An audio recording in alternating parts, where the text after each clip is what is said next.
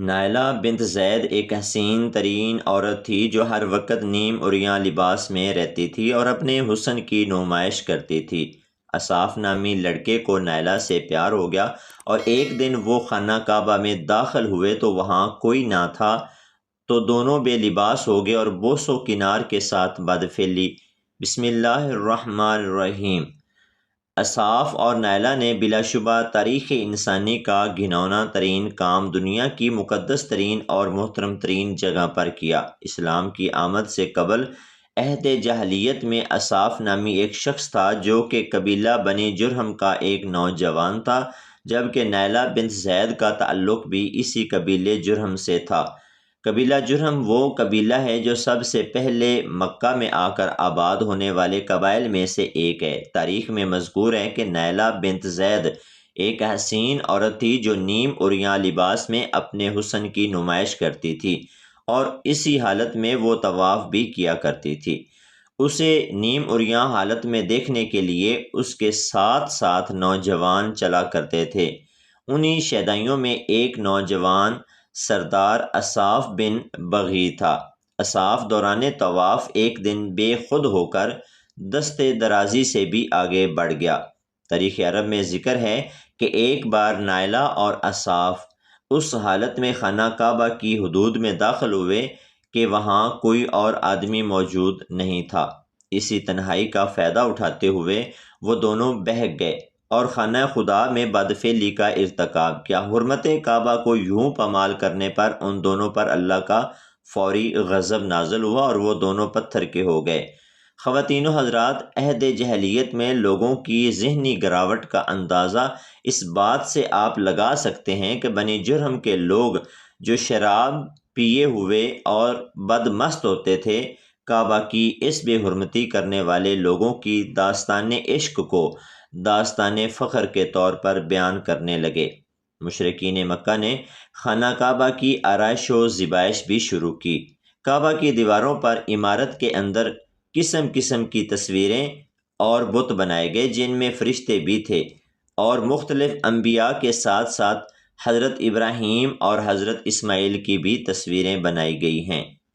اس کے علاوہ خانہ کعبہ میں 360 بت بھی رکھے گئے جو تمام قبائل کے تھے۔ ان بتوں میں نائلہ اور اصاف کے مرنے کے بعد کے بت بھی شامل تھے، اور انہیں بنو جرہم نے عشق و محبت کا مظہر قرار دے کر ان کی پوجا شروع کر دی۔ یہ بت جاہ زمزم کے کنارے نصب تھے۔ بعد ازاں بت پرستوں نے ان بتوں کو اٹھا کر صفا و مروہ کی دونوں پہاڑیوں کے درمیان رکھ دیا اور ان دونوں بتوں کو باقاعدہ پوجا ہونے لگی۔ پھر جب اللہ تعالیٰ کے فضل سے عرب میں اسلام پھیلنا شروع ہوا تو مسلمان اصاف اور نائلہ دونوں بتوں کی وجہ سے ان دونوں پہاڑیوں پر جانے کو گناہ سمجھنے لگے۔ اس وقت اللہ تعالیٰ نے قرآن مجید میں یہ حکم نازل فرمایا کہ صفا و مروہ کے طواف اور دونوں کی زیارت میں کوئی حرج اور گناہ نہیں ہے، بلکہ حج اور عمرہ دونوں عبادتوں میں صفا مروہ کی سعی کو لازم قرار دیا گیا۔ فتح مکہ کے روز حضور اکرم نے ان دونوں پہاڑیوں پر سے اصاف اور نائلہ دونوں بتوں کو توڑ پھوڑ کر نیست و نابود کر دیا اور ان دونوں پہاڑیوں کو حسب دستور سابق مقدس اور محترم قرار دے کر ان دونوں کا طواف حج و عمرہ میں ضروری قرار دے دیا۔ انسانی شکل کے ان دو بتوں کے علاوہ حضور نے فتح مکہ کے موقع پر تمام تر بت گرا دیے۔ رسول اس فتح کی تکمیل کے بعد کعبہ میں داخل ہوئے اور طواف کے بعد اپنی کمان سے وہاں موجود بتوں کو نشانہ بنانے لگے۔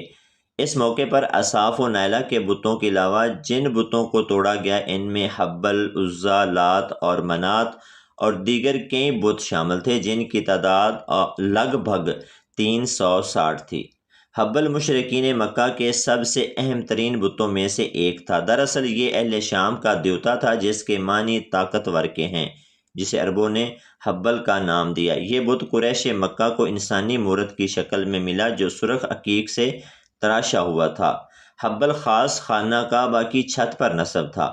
اسی طرح عزا بھی مکہ سے چند میل دور وادی نخلہ میں کیکر کے ایک درخت کے نیچے نصب تھا، جبکہ خانہ کعبہ میں بھی عزا کا ایک نمائشی بت رکھا ہوا تھا جسے فتح مکہ کے وقت توڑا گیا، جبکہ وادی نخلا میں عزا کے اثر بت کو توڑنے کے لیے حضرت خالد بن ولید رضی اللہ تعالی عنہ کو بھیجا گیا تھا۔ مشرکین مکہ کا تیسرا بڑا بت لات یہ طائف میں اس جگہ نصب تھا جہاں آج کل مسجد طائف کا بایاں مینار ہے۔ دراصل یہ ایک شخص کا تھا جو حاجیوں کو ستو گھول کر پلایا کرتا تھا۔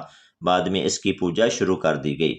قریش مکہ رات سونے سے پہلے عزا اور لات کی پوجا پاٹ اور قسم بھی انہی دو بتوں کی کھایا کرتے تھے۔ اس کے علاوہ جو چوتھا بڑا بت توڑا گیا وہ منات کے نام سے مشہور تھا، جو عرب کا سب سے قدیم ترین بت تھا۔ اس بت کو بھی نبی اکرم کے حکم پر حضرت علی رضی اللہ تعالی عنہ نے منہدم کر دیا تھا۔